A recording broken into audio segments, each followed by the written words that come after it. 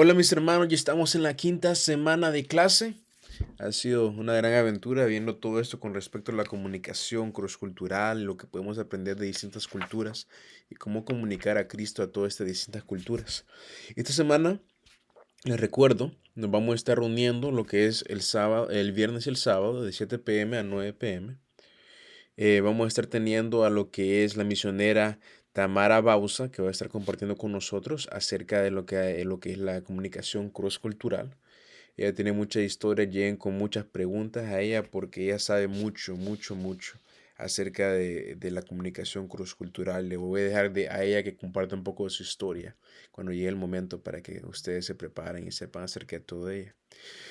En este video, como en todos los otros, les voy a estar compartiendo un poco acerca de las preguntas de discusión y les voy a compartir un poco acerca de la prueba y después vamos a ver un pequeño clip de un video.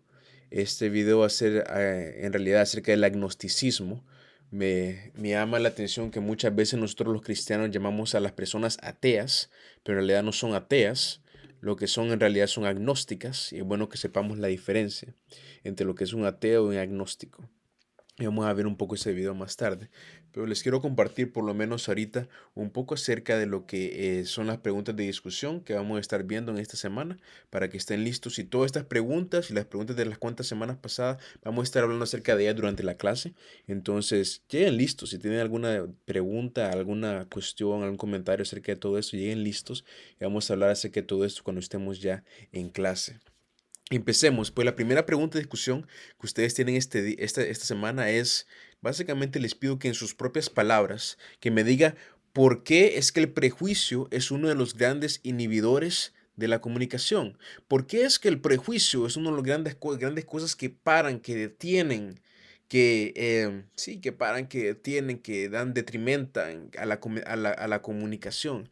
Para eso, primeramente, ustedes tienen que saber lo que es el prejuicio. En nuestros recursos, una definición rápida de lo que dan acerca del prejuicio es que el prejuicio es donde la gente prejuzga a los demás en base a inferioridad percibida de raza, lugar, rostro y gracia.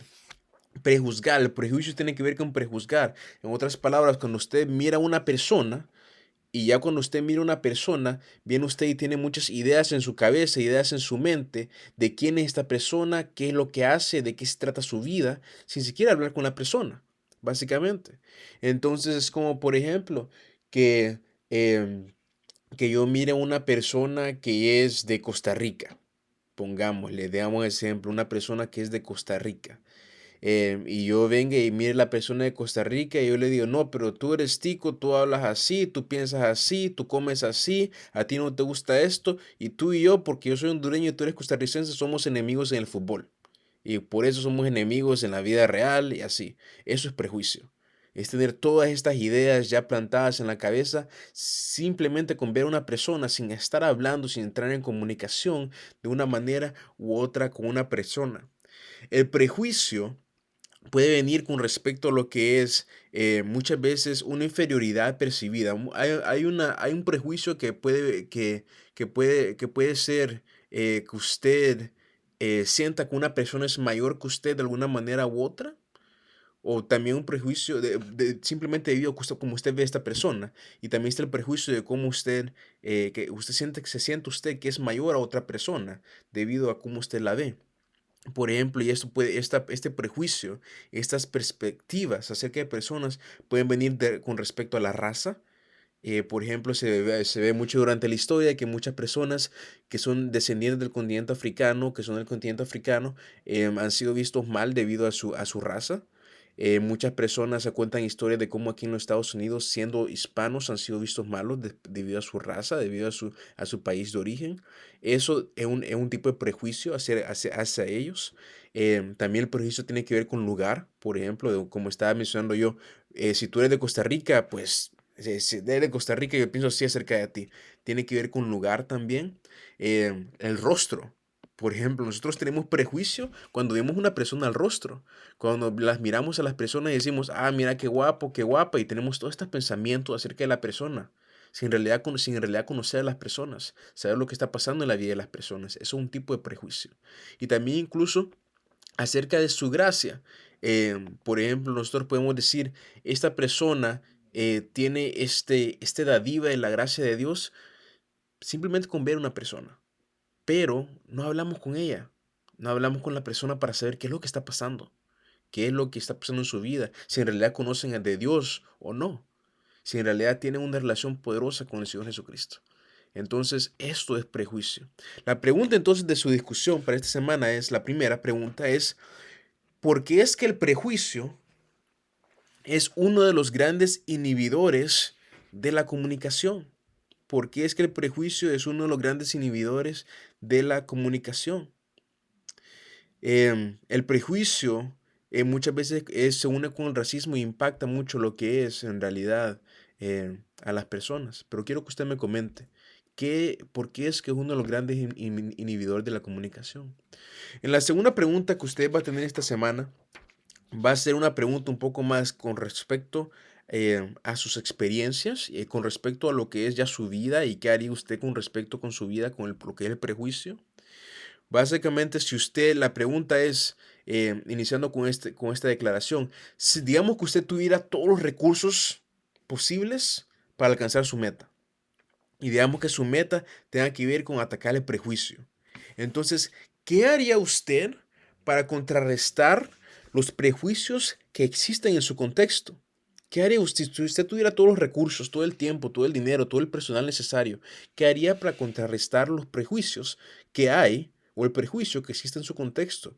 En su contexto puede ser individualmente usted, puede ser en su familia, en su casa, puede ser en su iglesia, puede ser en su comunidad, prejuicios que existen en su comunidad, en su país, en su estado. ¿Qué haría usted para contrarrestar o para hacer algo en contra de los prejuicios que existen en su contexto? Esa es la segunda pregunta de esta semana. Ustedes tienen que ir más con su experiencia y lo que ustedes piensan es más para que ustedes reflexionen acerca de qué se puede hacer con respecto al prejuicio.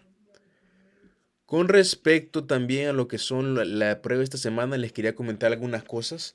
Primeramente les quería comentar que la respuesta, esto tiene que ver con la prueba de esta semana, ¿verdad? Que la respuesta de la gente cuando el odio es dirigido hacia ellos es revelada por la evitación, la retribución, las demandas legales, eso se mira mucho en este país, las demandas legales y la protesta pública. También les quería comentar que la Biblia en totalidad sí ofrece satisfacción a aquellos que son odiados. Las personas odiadas no simplemente tienen que estar odiadas. La Biblia ofrece satisfacción, ofrece ayuda a aquellos que son odiados. También les quería comentar que la encarnación verdadera es la representación de los grupos que sufren. ¿Qué es la encarnación? La encarnación es que nosotros somos como Cristo, que vino y se hizo hombre para estar con nosotros, los seres humanos, para que nosotros los pudiéramos conocer. Entonces, la encarnación verdadera, cuando nosotros imitamos a Cristo y nos volvemos como otras personas, la encarnación verdadera es la representación de los grupos que sufren. Cuando nos volvemos como Cristo, en realidad nosotros buscamos de una manera u otra representar a aquellos grupos que sufren. También es bueno que ustedes sepan que es necesario, que en totalidad sí es necesario que un comunicador conozca la cultura de su audiencia.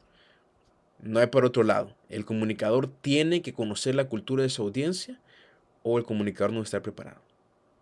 Perfecto. Ya sabiendo todo esto, miremos este video acerca del agnosticismo, aprendamos un poco acerca de lo que es el agnosticismo y también vamos a hablar un poco acerca de esto durante nuestra clase. Miremos el video.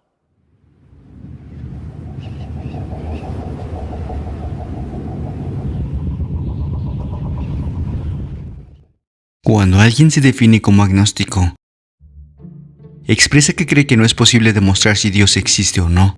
Tampoco cree que podamos conocer o comprobar la existencia de lo espiritual con la evidencia o herramientas que tenemos hoy en día. La Biblia dice que, aun cuando hay muchas cosas que no podemos entender sobre Dios, debido a nuestra condición humana, sí podemos conocerle y tener la certeza de que existe. Pero, ¿en qué creen los agnósticos?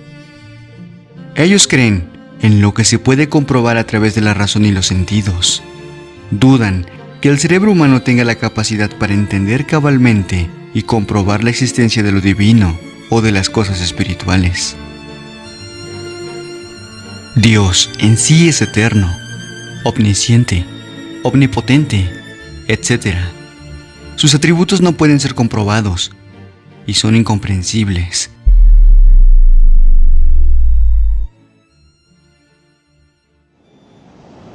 Hay un momento en el que se tiene que recurrir a la fe para poder aceptar el concepto de Dios y todo lo que concierne al ámbito espiritual. Y esta es la razón por la que los agnósticos no aceptan la creencia de la existencia de Dios. Los agnósticos marcan diferencia entre la certeza personal y el conocimiento real y comprobable. Respetan a aquel que decide creer en Dios, pero no comparten ni apoyan su postura.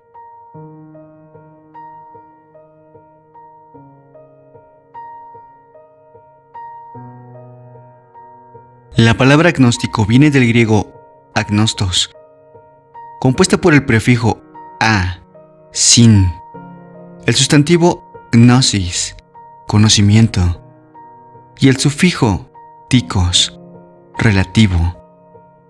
Su significado básico es relativo a la falta de conocimiento o relativo al desconocimiento. ¿Es un tipo de religión? No, no lo es. El agnosticismo es una forma de pensar, una opinión.